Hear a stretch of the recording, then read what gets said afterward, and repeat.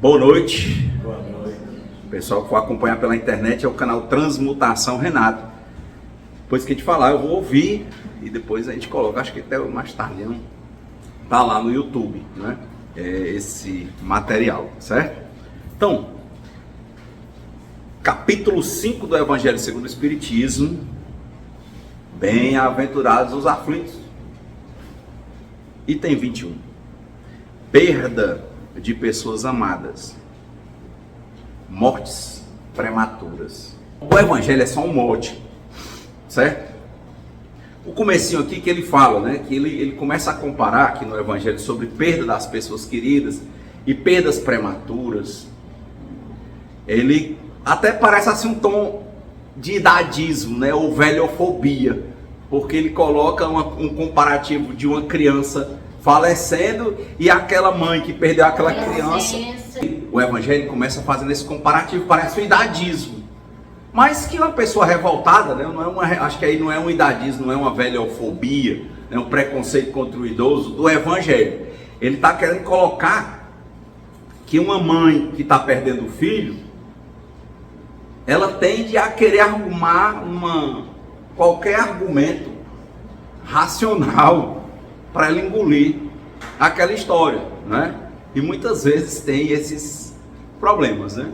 Eu lembro, eu passei uma situação constrangedora uma vez, que nós vivemos numa sociedade que ela valoriza muito a questão do money, né?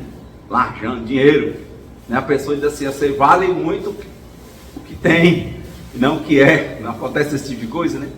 Aí teve um tempo, eu tinha tido um relacionamento com uma pessoa fantástica e tal, e na família dela, o pai dela era o herói da família, tinha 14 irmãos, vinha de uma família muito pobre, e ele ascendeu, ele começou a estudar e trabalhar e desenvolveu e virou um grande empresário e estudioso, e se graduou 5 vezes, e vivia muito bem. E na família dele, ele era como que diz, né?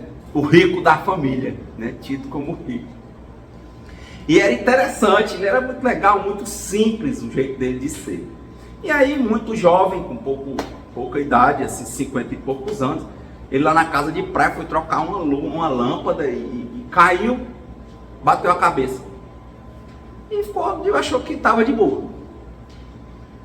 Aí disse que quando passou no outro dia, ele estava tipo travando assim. Aí uma irmã dele que era de uma área de saúde, rapaz, tem que olhar, bater um raio-x, uma tomografia dessa sua cabeça e tal.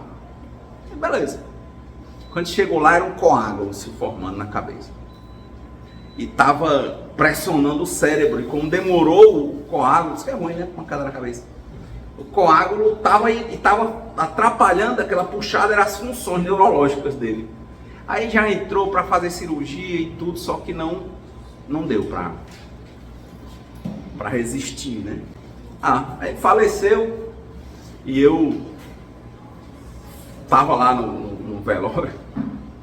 Aí eu cheguei, né? E eu tava a família toda assim reunida, os irmãos todos e tudo, e a mãe. Aí quando eu entrei, a mãe dele me viu. Nós ficamos amigos, tinha uma proximidade. Aí ela levantou e olhou e disse assim, os filhos dela tudo em volta e ele lá no caixão.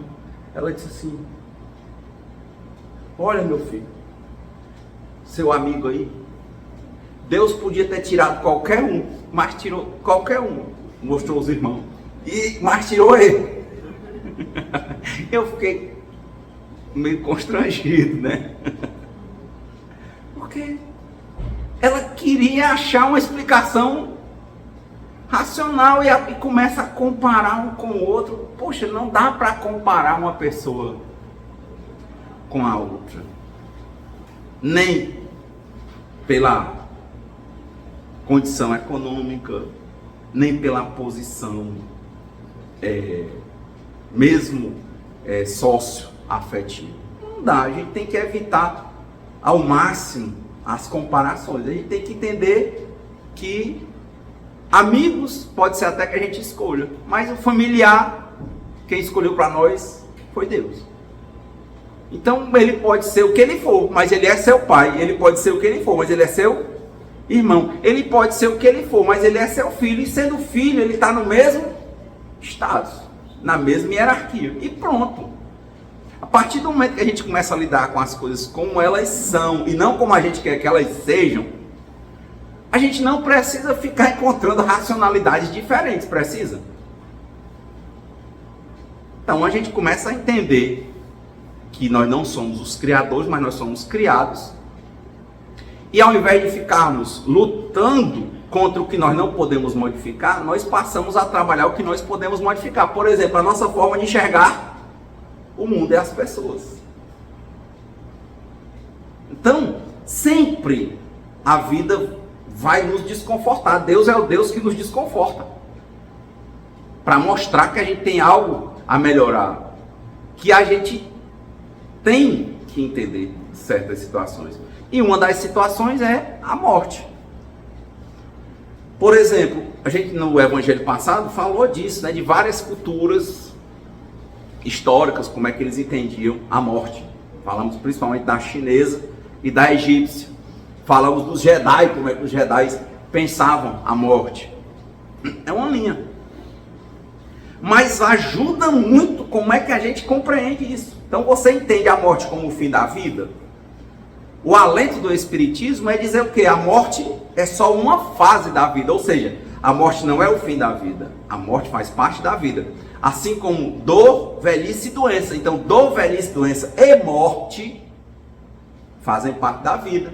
A partir do momento que eu entendo a vida como ela é e não como eu quero, eu deixo de ficar arranjando argumentos mirabolantes, como ficar querendo dizer quem é que vai ou que deve morrer e que horas. Nós não temos poder sobre isso. Nós não temos poder sobre isso.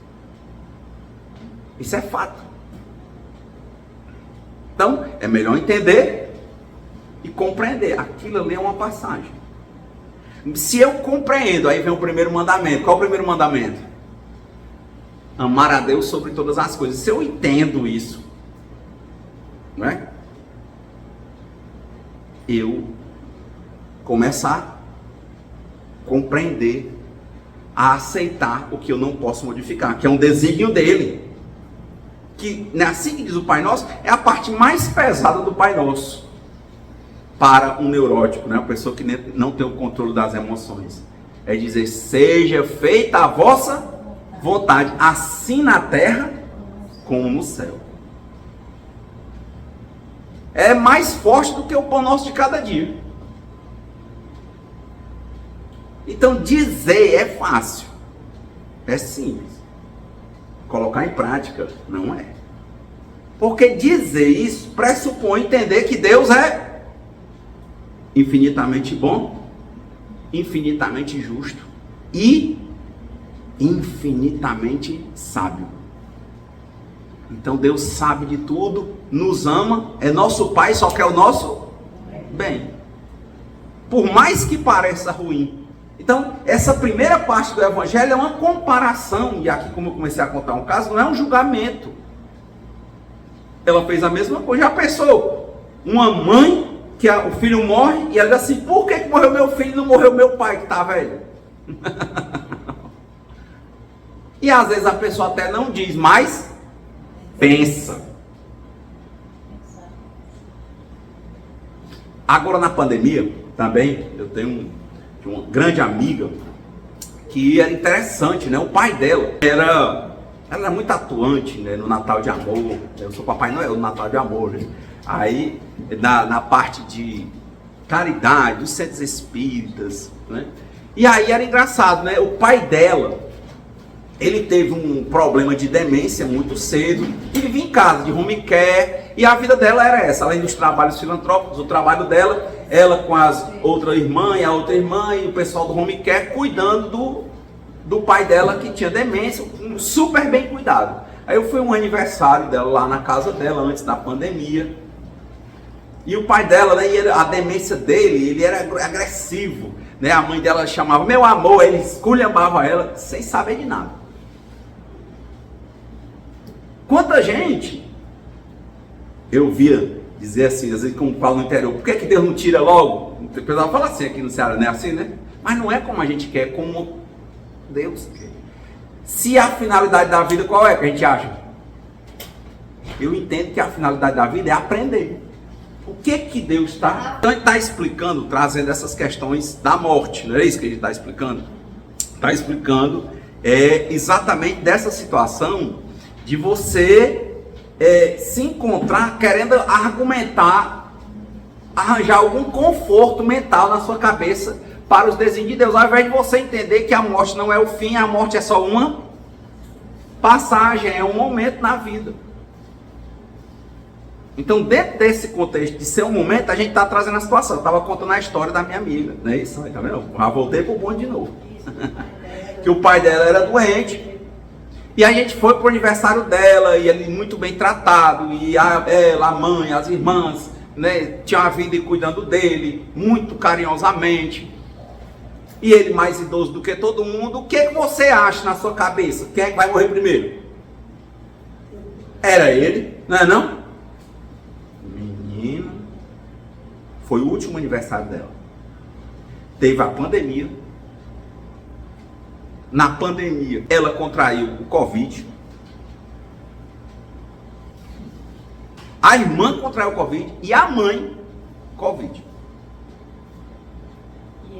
E ele não. Eu lembro, ela mandava uma mensagem para mim, quando surgiu aquele elmo, né, que estava na cabeça, ela no hospital. Ela dizia assim, nenenzinho, já assim, ela gostava de chamar todos assim. E aí eu mandava mensagem e tal, aí manter a calma e tal, mas ela não conseguiu subsistir. Ela era um pouco mais jovem do que eu, mas não subsistiu. E faleceu ela, a mãe e a irmã. Só ficou uma irmã e um irmão. Mas que convivia naquela casa, só restou o idoso. Não é como a gente quer. Ela era uma das que acompanhavam a gente há muitos anos no canal. Olha, eu li 2 livros agora, eu tenho estudado muito, depois eu comecei a ficar com os cabelos brancos, eu fiquei pensando, eu pinto ou eu aceito a velhice? Aí, eu acho que até agora eu estou aceitando. O que aconteceu isso com ela? Você fica assim se perguntando, né? Eu estou gostando porque o que ela está pensando é bem sincero, é o que o Evangelho contou, que a pessoa não fala. Se a pessoa, se chegasse lá pro homem que está doente, aí, pai, por que tu não morreu e tá com essa mina aqui assim? Mas pensa. E a gente tem que ter honestidade absoluta conosco e com Deus. A gente tem que deixar de ficar, sabe, a inveja nos outros. Olhar que tem em nós, para que a gente possa cuidar dela. Não, eu acho que em tudo é a vontade de Deus, querendo fazer com que nós sejamos melhores do que nós mesmos. A frase que a gente repete do Emmanuel pro Chico.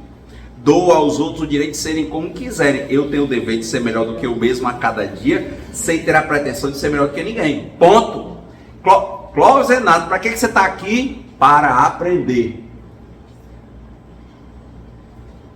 Ponto. E esses questionamentos que a gente faz, ele vai gerando um despertar, tanto na parte espiritual. Ou ela está dizendo que o pensamento gera um despertar, ou gera uma perdição. Porque se você pensar, compreender errado, pensar errado, vai agir errado. Isso mesmo. Por isso que tem gente que entra em depressão. É isso que eu estou falando.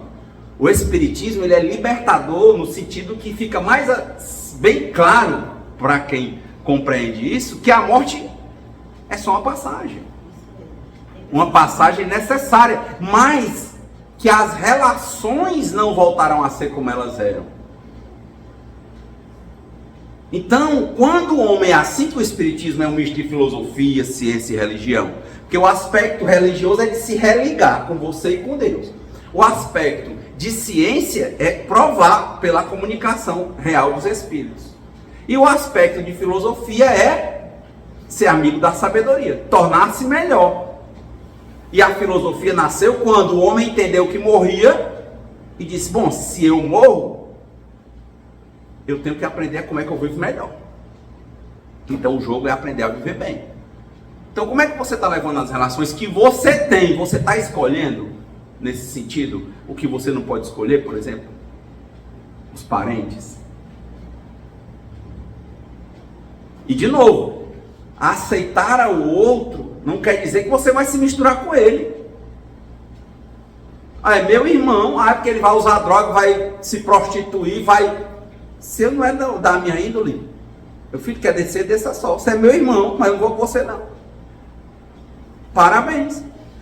Eu fui porque todas as meninas faziam não sei o quê. Você não é doida? Ali você era minha, você não é mais? Mas eu não aguento. Lei de ação em ação, causa e efeito. Faz certo que dá certo, faz errado e dá errado. A dor vem, meu amigo. E quando eu estava falando sobre velhice, né, quando ela entrou, que eu disse, né, eu comecei a estudar sobre velhice. Sobre morte real, não o espiritismo é ficcional. Não é que seja ficcional, mas é porque é uma parte que a gente crê. E muita gente não consegue realmente pegar. Meio coisa de Tomé. Então como é que eu vivo melhor a vida envelhecendo? Como é que eu vivo melhor a vida adoecendo? Então eu tenho vários problemas de saúde que quando eu era jovem eu não tinha. Eu ia jogar bola, nunca me aqueci para jogar futebol. Quem joga futebol? Ninguém aqui. Você se aquecia? Esse menino aqui não se aquece não, aquece? Chega lá e joga. E você aí, quando já foi jogar ultimamente? Eu? Não. Há uns 6 meses. Mas corre no campo e é do mesmo jeito? Nada. É nada. Meu amigo, se quebra só. Eu fui jogar, os caras me chamaram, insistiram e tal, quando eu cheguei lá. Aí, gol, pá, tá bem. Aí eu tava bem, ó. Aí eu fiz só assim, lá vai a bola. Eu fiz assim, ó, pra ir. Distendi bem aqui. E olha, tô todo me quebrando. Aí só para o negócio desse se ajeitar, uns 15 dias, viu, menino? Esse aqui não precisa disso. Aí eu fui lá, existe o yoga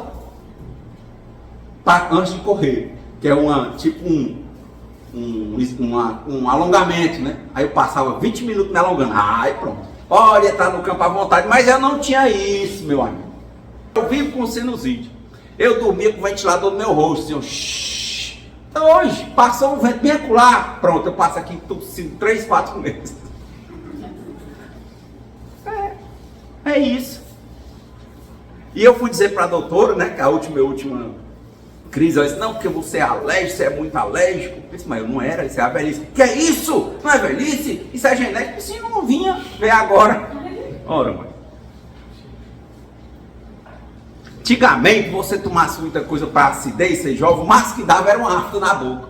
A gente vai ficando velho, dá logo é gastrite, quando vê é úlcera, logo é valendo, mano. Não é mesmo jeito. Ora, mano. Então, meu amigo, é o que eu estou falando. Eu não posso querer que as coisas sejam como eu quero, não adianta. Eu vivo melhor vivendo no meu tempo, com as minhas coisas. É como o cara que ele quer viver o padrão de vida que ele não tem. Ele vai viver atolado em dívida e uma hora ele sucumbe. Aprender a gostar e viver com o que eu tenho, com o que eu posso. E conquistando uma posição melhor. Então hoje, eu não sou o cara, você é um velho decassor, não, amigo. Mas eu não sou o cara para sair correndo daqui para jogar bola. Eu sei que só na vontade de virar, eu já sei que eu já posso ficar contundinho. É assim. Aí eu aprendi, viver com dor nas costas. Aí acupuntura, meu irmão, aí vai uma hora para ir, uma hora lá, uma hora voltando, 3 horas da minha vida só nisso. Aí o médico disse assim, olha, você já tem mais de 40? Digo, tem. Ele disse, pois é, depois de 40, deita. Aí o músculo contrai e não volta. Você precisa alongar. Aí fui pro Pilates, é uma novela também que é pro Pilates. Pai, sabe uma coisa? Como eu medito de manhã sentado, comecei a me esticar. Eu esticava as costas aqui, ó. Nunca mais tive, ou seja, mas eu percebi que eu preciso me esticar. Não vou brigar com isso. Agora eu vou fazer o crossfit. Eu? Então me mexa assim, me quebra, vou virar pneu de caminhão. Então não dá pra mim. Não dá. Eu ando de bicicleta. Estou querendo colocar o quê? 4 nobres verdades. Dor, velhice, doença e morte. Não é ruim nem é bom, é real. Ponto. Ei, eu me acho muito melhor em um monte de coisa. e outras coisas eu não tenho condição de fazer. Literal. Hoje eu já andei 20 km de bicicleta. Pronto, devagar. Ei, vamos lá para Maraguá. Vou nada, meu negócio é maneiro. Só que eu faço todo dia. Então, para falar de morte, eu tenho que lembrar de velhice, eu tenho que lembrar de doença, eu tenho que lembrar de dor. Eu tive chikungunya. Eu me lembro que olha, são no mínimo 6 meses de dor. E a médica disse assim, mas cuidado para você não estar se acostumando. Não estou me acostumando, a dor está aí. Eu fazer o quê? Aí quando eu comecei o meu processo de meditação andando, que eu ando descalço na rua, eu andava todo dia 2, 3 km, 5, pisando naquelas pedrinhas, aí as últimas dores ficavam no calcanhar e foram saindo. Hoje eu não tenho mais dor. Mão, perdi a força, quem teve chikungunya, não é isso? Perdi a força, tudo. Mas volta. Mas enquanto isso eu tinha que lidar com aquilo ali. Então, o processo de dor, velhice, doença e morte é assim. Então eu estava falando, comecei a estudar, eu li um livro da professora, que é uma médica, que ela é paliativista, né? Que é a professora Quintana. Ela tem um livro que é sobre a vida é um dia que vale a pena viver, que é a pessoa que quando já não tem mais cuidados médicos a fazer, é só administrar cuidados paliativos. E o outro, ela escreveu um livro que é sobre o envelhecimento. Eu até gostei mais do livro sobre o envelhecimento dela, falando, do que sobre o outro, que seria quando a pessoa está na questão da morte. Mas os dois são muito bons. Coisa que eu tenho usado para mim. Uma época, eu vi uma palestra que me ajudou demais. Eu tinha um primo que ele corria de madrugada e não, ele acha ele aqui, que se ele fizer exercício, ele não vai envelhecer. Meu filho, não adianta. E o Abid Diniz disse, né, que depois daquele sequestro, aquelas coisas todas, ele faleceu esse ano com 87 anos, tem filhozinho de, acho que 9 anos. E ele disse, olha, minha vida melhorou muito. Quando o médico disse que eu tinha 30 anos, eu não botava os 40 com a vida estressante que eu tinha. Ele disse, com os 30 eu comecei a fazer 80. Quer dizer, começa um projeto de envelhecimento, que é o que o livro da professora fala sobre o Saara da vida. Você ir se preparando para o envelhecimento, para conviver com aquilo. Então, é como, independentemente das reencarnações, nós vamos vivendo e morrendo. Vivendo para relacionamentos e morrendo para eles e renascendo para outros. Vivendo para o jeito que a gente era e mudando o jeito que a gente é. Eu me impressiono, assim, pessoas, porque eu já vivi algumas profissões, algumas situações, a pessoa diz, poxa, você era aqui, tinha um tempo que eu trabalhava em outra cidade, e isso foram 5 anos, e viajava, cada um mudou, e aquilo ali passou, e outras coisas virão, é como diz o Camões, mudam-se os tempos, mudam-se as vontades, muda-se o amor, muda a confiança, tudo no mundo é feito de mudança. Mas o que a gente quer? Que a vida seja linear e não mude. É isso ou não é? É por isso que a gente sofre. A gente quer mudar o que a gente não pode. E o que a gente pode, que é mudar a nossa forma de compreender as coisas, a gente não quer mudar. Não quer. É por isso que eu estou falando. Quando eu digo assim, você tem alguma coisa contra quem está pedindo os cabelos? De forma nenhuma. Contra quem faz crossfit? De forma nenhuma.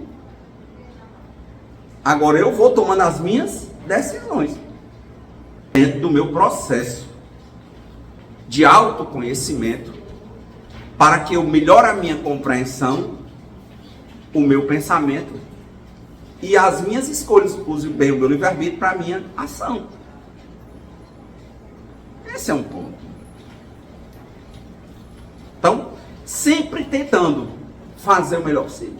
Então, começando daí, tem uma historinha que conta lá no livro da médica, que ela fala que um dia, até já contei essa história aqui, né? A morte, vocês conhecem o símbolo da morte, né? Que é um bicho assim todo com preto, uma foice torta, né? Aí disse que a morte estava matando muita gente e a foice dela cegou. Aí ela foi no ferreiro de uma cidadezinha lá e pediu pro ferreiro amolar. Quando ele viu a morte, né? Aquela caveira toda com aquele balandrauzão e aquela foice, né? Ficou morrendo de medo. Aí ela, para pagar, ela disse, não, é o seguinte, eu não quero nem pagamento da senhora não, vou amolar a sua foice. Mas é assim, ó, eu quero só lhe pedir uma coisa. Quando a senhora vier me buscar, a senhora não venha de uma vez não. É igual eu disse pra mim, peraí, devagar. Mas peraí, vem devagarzinho, né? Peraí, dá uma rezinha, devagar. A senhora me avisa, viu? A senhora morte. Aí a morte disse, tudo bem. Aí passou, chegou um dia lá e ela foi matar ele. Aí ele, ei, a senhora está descumprindo um acordo. Eu não disse que a senhora me avisasse quando a senhora viesse.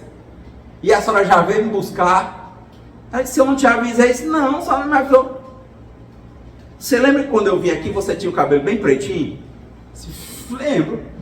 Qual a cor dele agora? É branco, ó. Ele foi ficando branco. Foi ficando branco. Aí começou a contar as coisas de quê? Do envelhecimento. Ó. Eu fui te avisando a cada sinal desse. Cada cabelo branco está me lembrando o quê? Eu estou mais perto da minha morte. Ela está me avisando todo dia. E eu não vejo nada de tristeza nisso. Porque, como eu falo, eu não tenho compreendido que isso é bom ou ruim. A minha opinião não vai valer nada. Isso faz parte da realidade. E eu não quero fugir da realidade. Eu quero entender a realidade. Quem vai contra a natureza não tem força. Você já viu alguém remar contra a corrente e vencer? Mas se você for com a corrente, você tem força e ninguém te segura. Então eu quero ir com as forças da natureza. E bem. É o ponto. Viver no tempo correto. Por exemplo, criança, jovem, ele só quer ser mais velho. Eu sei que não vai mudar, dizer alguma coisa, mas eu costumo dizer. Eu digo, olha, procure viver no seu tempo. Procure viver no seu tempo. Porque ele vai passar, é lógico. E virá outro. Aí viva naquele tempo. Então, quer dizer, essa história da morte foi uma história que eu achei interessante. Outra história sobre morte, que a gente não entende, eu li um dos livros mais antigos da humanidade, que é o Mahabharata, da cultura hindu. E aí, para você ver como a gente não entende, eu vou contar o começo da história. Era assim. Os deuses, lá eles têm os deuses, né, do Olimpo deles lá. E tem uns deuses que eles são gaiatos, certo? Tem um deus muito forte lá, porque lá é uma trindade, né? Um cria, já que não tem o Pai, o Filho e o Espírito Santo, lá é assim. Brahma cria, Narayana mantém as encarnações, se fosse Cristo, né? Narayana, ele mantém. E vez quando o mundo está desorganizado, ele reencarna, bota a ordem no mundo e volta.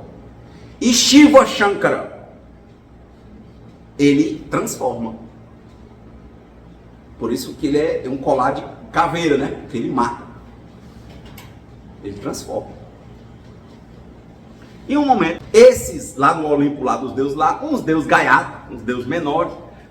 O Shiva tem um boi, chama, por isso que na Índia o boi é sagrado, é o landim. Eles não pegaram o boi do Shiva, de gaiato. Ora, quando o Shiva pegou e disse, eu vou dar uma condenação a vocês. Sabe qual é a condenação? Vocês vão reencarnar na Terra. E a Terra é um mundo de quê, gente? De provas e expiações. Ora, tem um Deus imortal com tudo que quer voltar para cá. Não quer. Se o castigo é esse, eles ficaram contrariados demais. Não tem jeito não. Pode devolver o boi, mas vocês estão condenados, viu? Aí eles ficaram aperreados, aí foram falar com Gangá. Gangá, na Índia, é o rio Ganges. Então, simbolicamente, é uma deusa, Gangá. E eles foram, Gangá, ajude a gente, Shiva não perdoa, a gente foi brincar e ele disse que a gente vai ter que reencarnar. E aí? É ruim demais na Terra, não quer voltar. Eu falei o seguinte, que tinha um chefe deles, né? Então fazer o seguinte, fazer um acordo. Você que já vive entre a terra e o céu, arruma um jeito de você ser a nossa mãe, e na hora que a gente nascer, você mata a gente. Olha. Ora, mãe, quem está na terra, já pensou uma mãe cometer uma situação dessa? Ou um ser querer, na hora que ele nasce, ele querer logo voltar? A gente acha que ele quer continuar, concorda? Mas eles, lógico, eles tinham uma visão que aqui não era bom, cara. Bom era lá. Como eles tinham essa pena a cumprir, eles queriam que ela fosse o mais curta possível. Isso é uma trama no plano dos deuses, né? Olha, só para você entender o comparativo. Porque o espiritismo toma muita base no hinduísmo. A origem de karma, dharma. É engraçado, né? Gangá estava lá. Ela é uma deusa e aparece quando ela quer, né? Ela aparece, vem o rei e vê aquela mulher linda. Pensa aquela mulher assim, deslumbrante, na beira do rio, linda. Fica apaixonado. Diz, olha, eu dou meu reino, eu faço tudo por você. Aí ela disse, olha, eu quero casar com você. Gangá diz o que para ele? Ele diz, olha, ele disse, eu quero casar com você. Ela disse, caso. Com duas condições. Isso é complicado, não? Ele disse, você não quer nem saber. Desses caras que são assim, né? Não quer nem saber.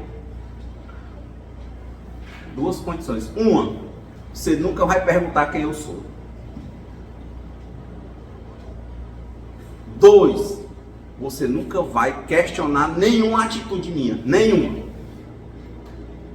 E pronto, ele casou, era o casamento melhor do mundo, ele rei, ela rainha, a coisa mais, o amor maior do mundo, não tinha melhor. Aí o primeiro filho, o que um rei quer? Deixar uma linhagem. Nasce o primeiro filho. Oh, homem! Olha, naquele tempo, né, o herdeiro, o homem, nasceu um homem. Lá e ela vai, todo mundo comemora o nascimento do filho do rei. Ela só faz sair, pega a criança aqui, leva e não diz nada. Ele não pode perguntar, nem questionar. Ele vai atrás dela, quando vê, ela vai e joga a criança no rio. Para que você faz isso, meu filho? Ele nem fala, ele pensa em falar, mas ele lembra, eu vou perder a mulher porque ela disse que não podia perguntar. Quem está aqui pensa, é uma mãe ruim, é não sei o que, é assim, só que ali no plano, ela era uma deusa encarnada que estava cumprindo a promessa dela. Ela ia ter os semideuses lá que fizeram essa presepada com Shiva, eram 7, mais ou menos. Aí você imaginou ter 7 filhos e ela jogar tudo no rio. Ele foi atrás, quando viu, ela só foi pegar o menino, vapo no rio. Rio Ganges. E isso é interessante, ó, só para você entender. Vocês sabem que na Índia o pessoal queima a pessoa e joga no rio Ganges. Porque quando ela jogou no rio, ele estava fazendo o quê? Prendendo, matando ou libertando? Libertando. E ela jogava ele lá, então eles entendem o rio Ganges, Gangá, como a libertação desse mundo de provas e expiações, principalmente no momento em que ele já passou por dor, velhice e doença e chegou à morte. Então eles têm esse costume, joga no rio porque ali ele se liberta. Que ela jogava. Para todo mundo encarnado ali era matar. Para ela era libertar. Aí o rei pensou em dizer, mas não disse nada, porque lembrou, vou perder o menino e vou perder a mulher. Aí primeiro, ele não disse nada, ficou contrariado, mas não disse nada, não podia dizer nada. O segundo, o terceiro, o quarto, eu sei que ela foi, nascia, todo ano ela engravidava e todo ano ela jogava no rio.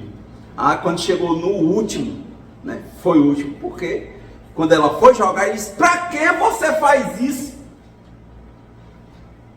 Aí ela olhou para ele, pegou o menino, esse é meu filho. Aí pois toma teu menino.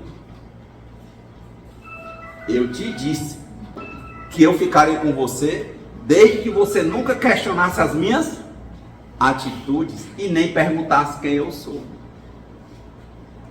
Então, não é seu filho? Pois pegue. Era exatamente no plano lá, era o gaiato que foi o que planejou o plano de pegar o boi do Shiva e ele foi o último. E o último, exatamente, para passar mais.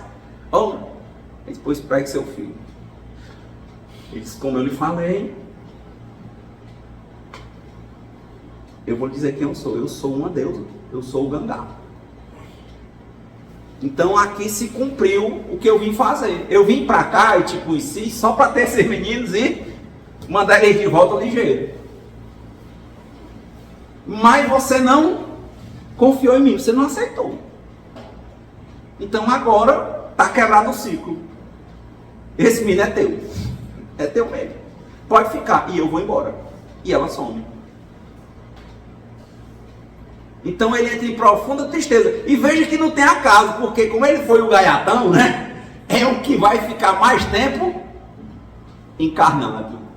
Tá vendo a visão deles? Aqui, quando a gente passar, é que é a libertação. E ainda assim você não vai primar pelo suicídio, entende? Porque você tem que viver o que você tem que viver. Para aprender o que você tem que aprender. Entende? Os desígnios bateram bem certinho, porque na hora que ele se pacientou, pegou o gaiato. E esse gaiato virou o filho dele. Aí a história toda se desenrola a partir daí. Que é uma história exatamente que todas as pessoas tinham. Como eu creio que há um projeto de Deus na vida de cada pessoa. Só que quando a gente vem para cumprir o que é o projeto de Deus na nossa vida, a gente não quer, não aceita. E a gente se desvia. E ali que talvez, olha, você já imaginou pela lógica, depois que ela depositasse o último, o próximo filho poderia ficar. E ela ia ficar com ele. Ela tinha um compromisso com aquelas 7 entidades. Acabou. Mas ele não soube esperar. Quantas vezes a gente não perde porque não tem paciência? A gente não persevera. Por isso que a gente fala de gente fogo de palha. Porque a gente não espera em Deus. A gente não confia. A gente não aceita. A gente não agradece, consequentemente. A gente não espera, a gente não vê. A gente não tem resiliência. Às vezes a gente tinha que passar por um aprendizado até novembro. Quando chega em outubro, a gente se desespera. E acaba em novembro, mas a gente não aguenta. Quem não tem alguma história na cabeça passando assim? Então a morte, independentemente em que idade seja, se você passa a compreender que ela faz parte da vida e não é o fim, e que a morte não é uma prisão, mas sim uma libertação, mas que não quer dizer com isso que você pode tirar a sua própria vida. Por quê? Porque tem uma programação de aprendizado para você aprender. De novo, se você quiser encurtar, você volta para o começo da fila. É o que eu disse. Você estava programado para sofrer até dezembro para aprender uma grande coisa. Aí em outubro você desiste e se desespera. Aí vai voltar para o começo da fila. Começar de janeiro até dezembro de novo. Então muitas vezes a vida nos chama a ter paciência. E só dá para ter paciência se tiver compreensão.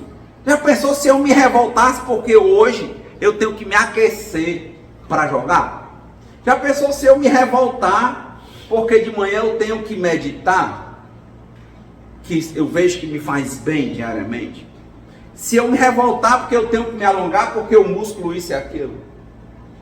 Vai resolver alguma coisa? Vai? Não. Eu li o livro também daquele advogado, não sei se vocês conhecem, se chama Marcos Rossi. Ele nasceu sem os braços e as pernas. Toda vez que eu quero me revoltar, eu me lembro. Se eu fosse o Marcos Rossi e ficasse revoltado porque no teu braço é a perna, o braço e a perna cresce. Todo dia eu lembro. Eu digo, olha, ele surfa, ele se formou, ele trabalha. Que até palestrante, agora está morando no Rio Grande do Norte. Já terceiro casamento, separado, tem 2 meninos. Eu li o livro, achei interessante. Mas eu lembro que ele foi convidado para fazer uma palestra, mostrando que ele faz tudo. Ele escreve com a boca, tem um negocinho para botar que é só um pouquinho de braço aqui, que não sei o que, que não sei o que. Ele dirige, a direção tem uns buraquinhos assim, e ele faz. Aí sabe o que a gente pensa? Esse cara faz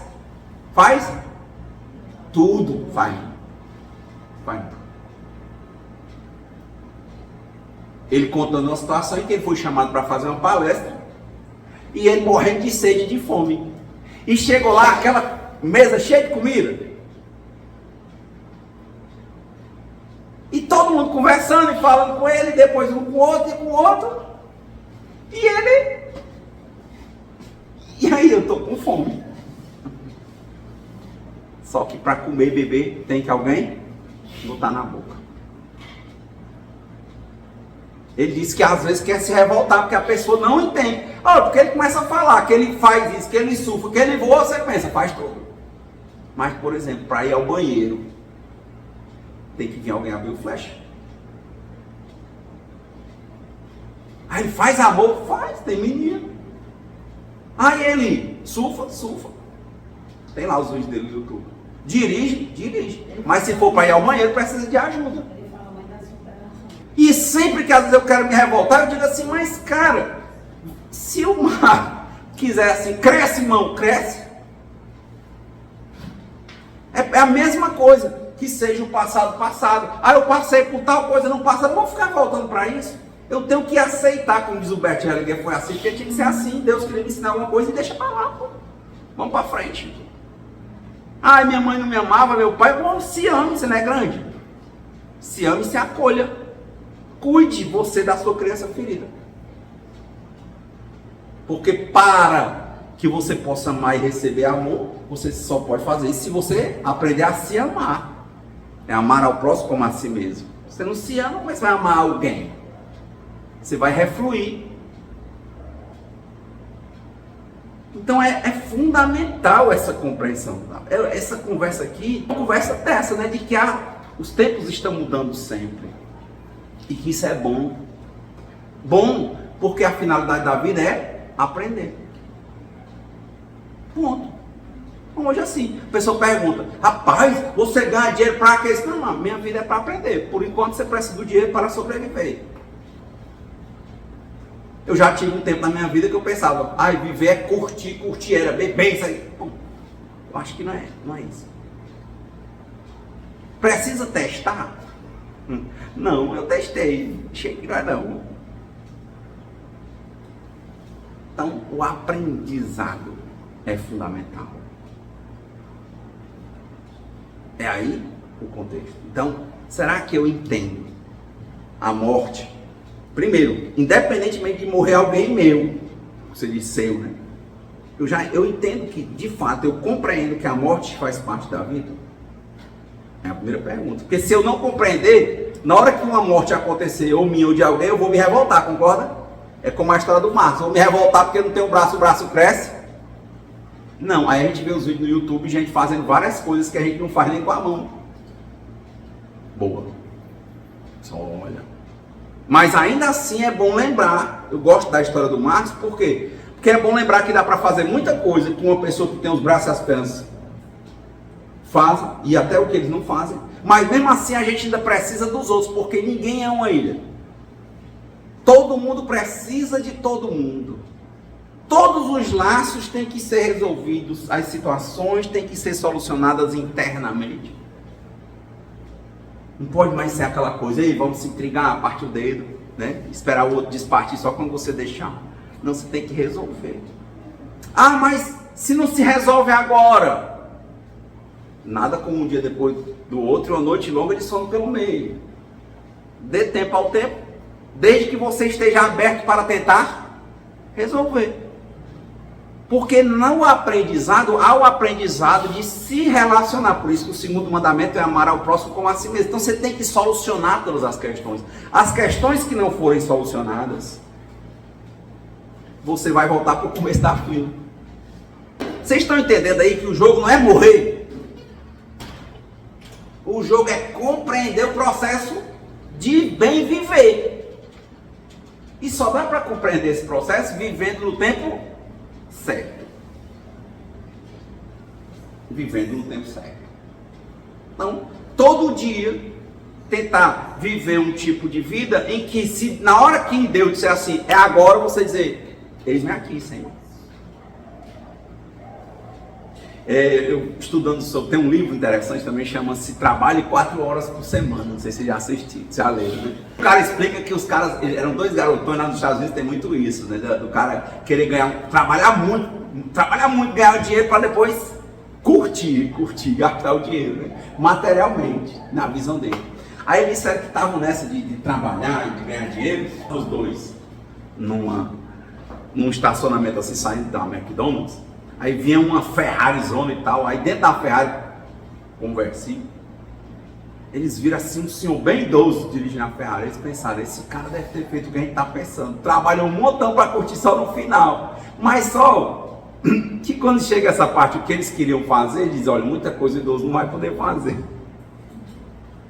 Aí ele pensou assim, pô, vamos mudar nossa estratégia, ao invés da gente ficar trabalhando esperando pelas férias, trabalhando esperando pela aposentadoria, vamos criar pequenas férias sempre, pequenas aposentadorias sempre.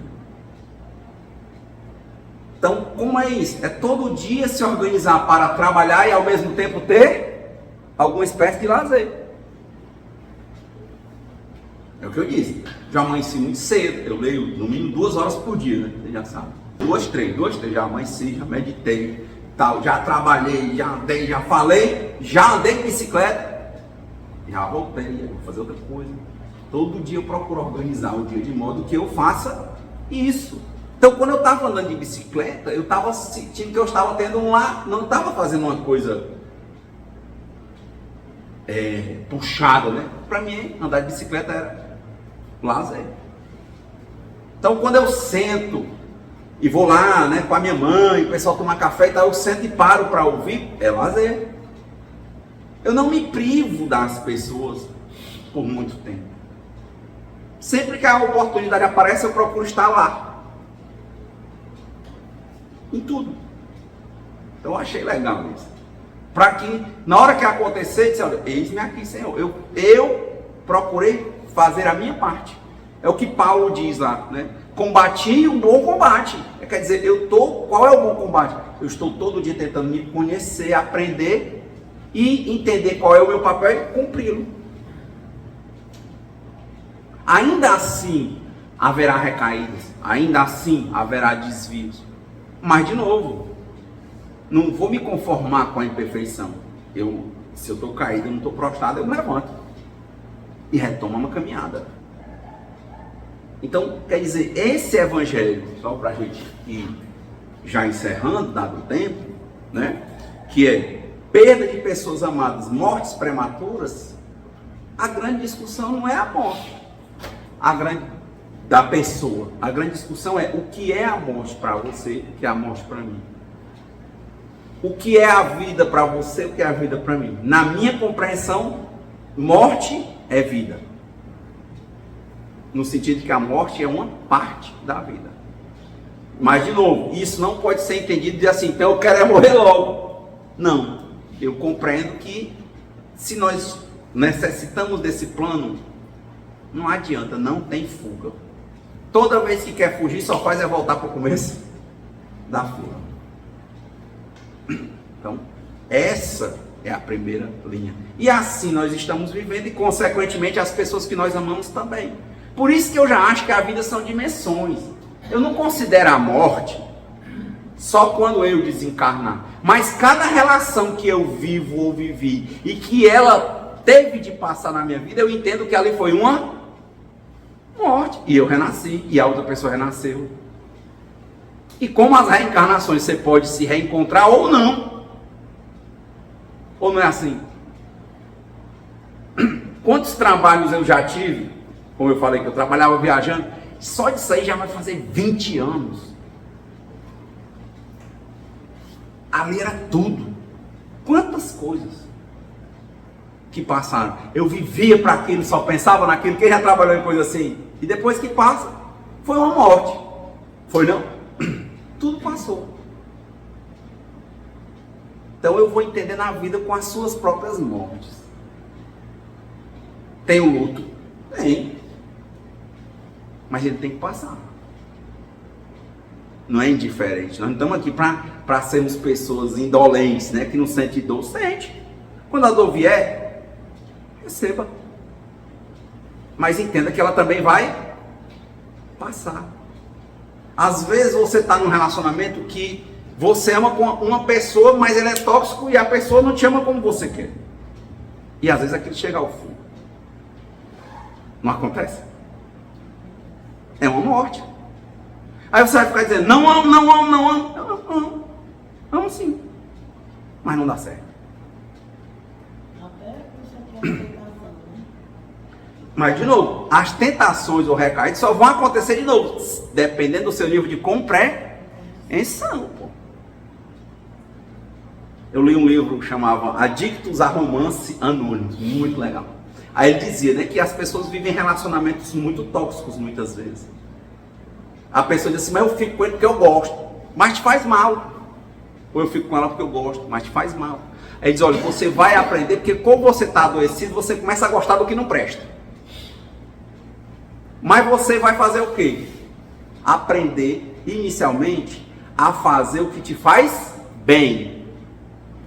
Mesmo que você não goste. Aí você vai sarar. E com o tempo você vai começar a gostar do que te faz bem. E normalmente a gente não faz isso. A gente quer fazer o que a gente gosta, independentemente se faz bem. Por exemplo, um diabético. Quem conhece alguém diabético aqui? Conhece? Uma coisa que ele tem que se privar é de quê? Doce. Vocês conhecem diabético que quando vê doce, se ele puder, ele deixa de comer ou ele come?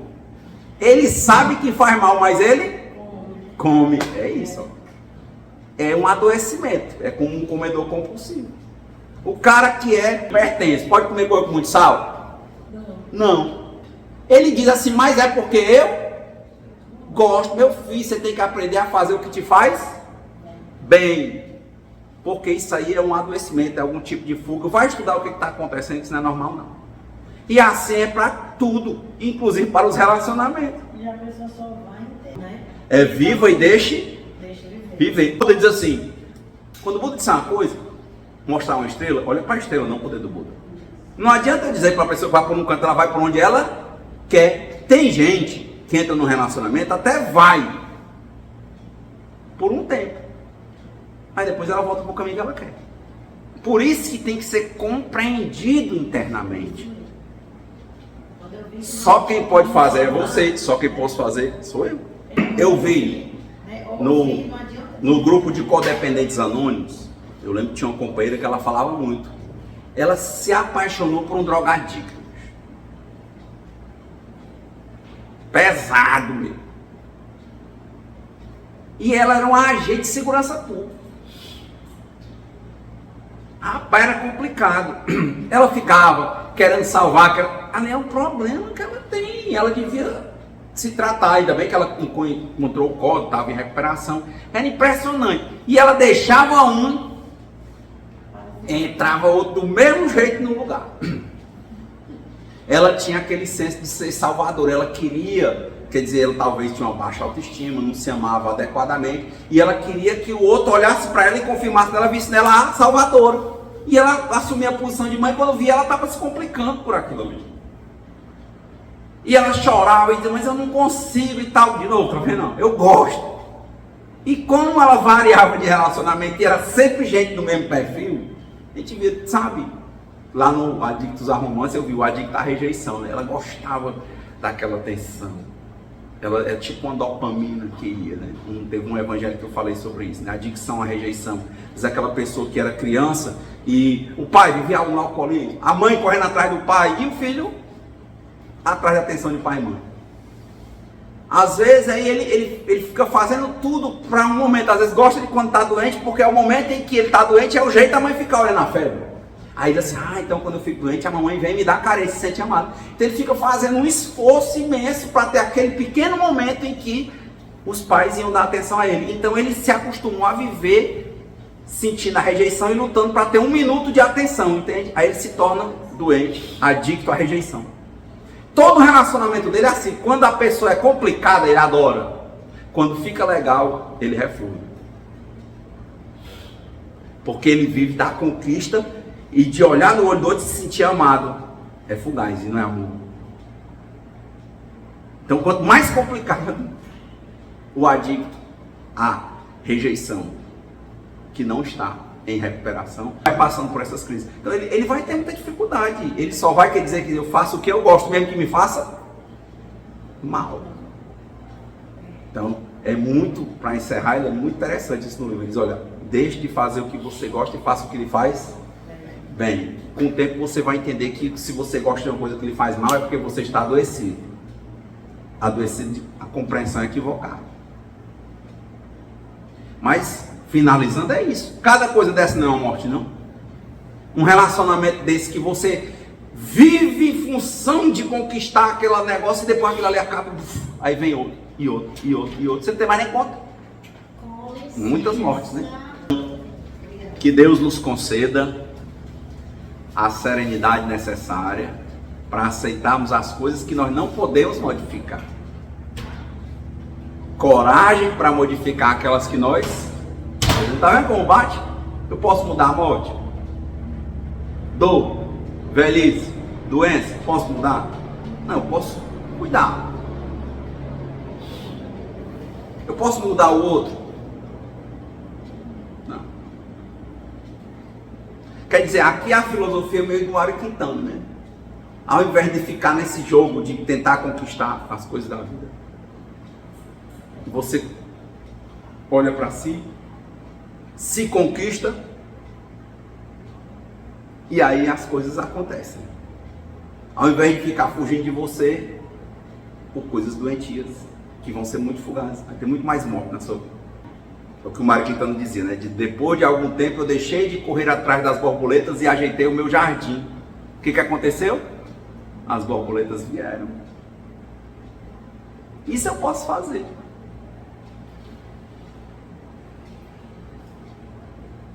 Mas obrigar uma borboleta a ficar, a pessoa pega a asa, quebra logo a asa, né? Não dá. Então, que Deus nos conceda a serenidade necessária para aceitarmos as coisas que nós não podemos modificar, coragem para modificarmos aquelas que nós podemos e sabedoria para reconhecermos a diferença de umas das outras. E que seja feita a vontade de Deus e não a nossa. Muita paz e boa semana.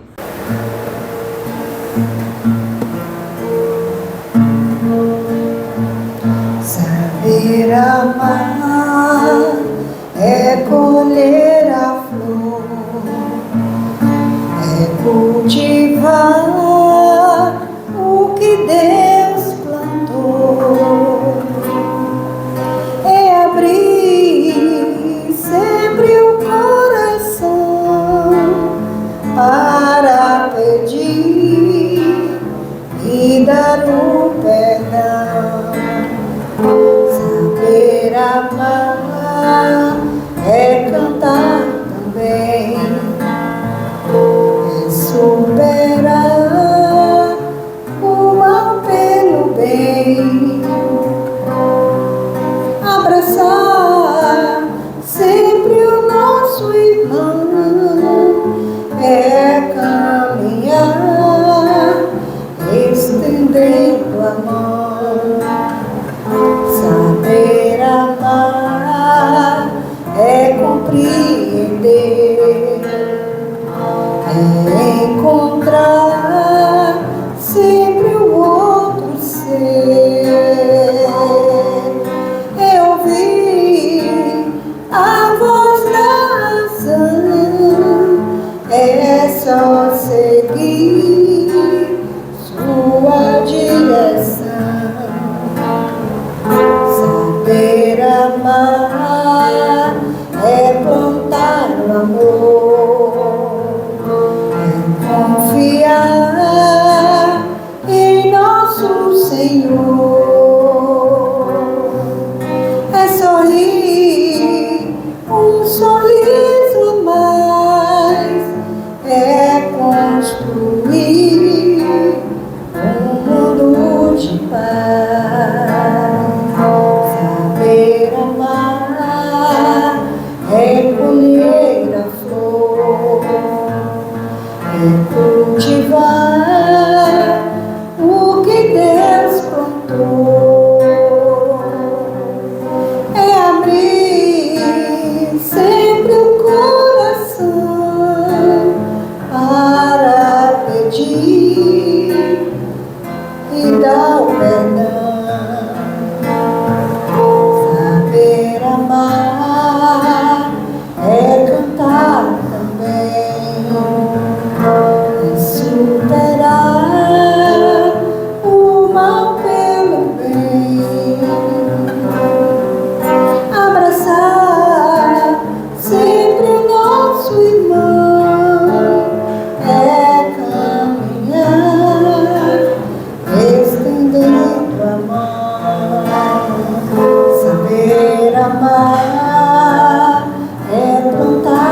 amor, é confiar em nosso Senhor,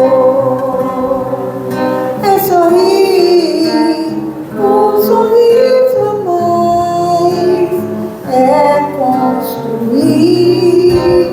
um mundo de paz, é sorrir um sorriso a mais, é construir um mundo de paz.